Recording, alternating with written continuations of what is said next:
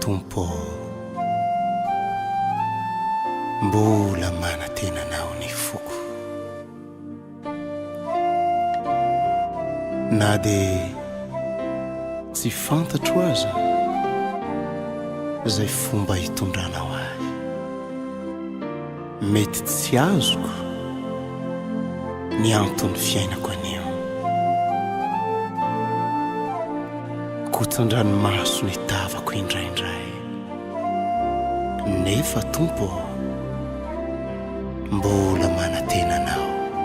ny foko tompo ny foko mbola manatenanao ianao no tokan'ilay hoavy ny fiainako tompo ny foko dia mbola matoky anao ianao lay masoandro iray fazavany androko na tsy fantatro azy zay antony fiainako any sy ireo rano maso indraindray makotsa ny tavako na tsy hoazoko aza zay fomba hitondranao ahy dia matoky ao tompo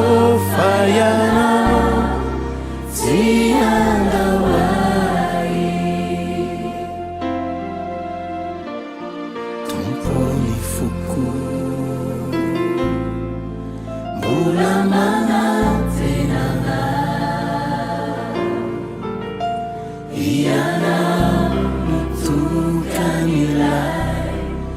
hoavy ny fiainako tompo ny foko dia mbola matoky anao ianao lay masoandro iray fazavany androko na tsy fantatro azy zay antony fiainako any sy ireo rano maso indraindray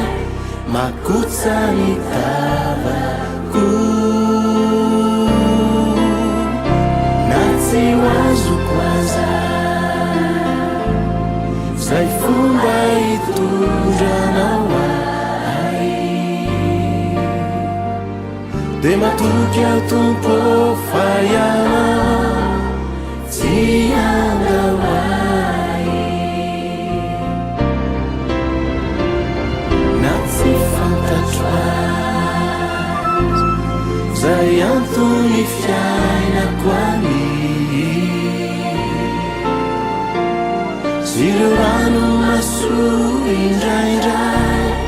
makotsa ny tavako na tsy hoazoko aza zay fomba hitondranao ahy dia matoky ao tompo fa ianao tsy andao ahy dia matoky ao tompo fa ianao tsy andao ahy dia matoky ao tompo fa ianao tsy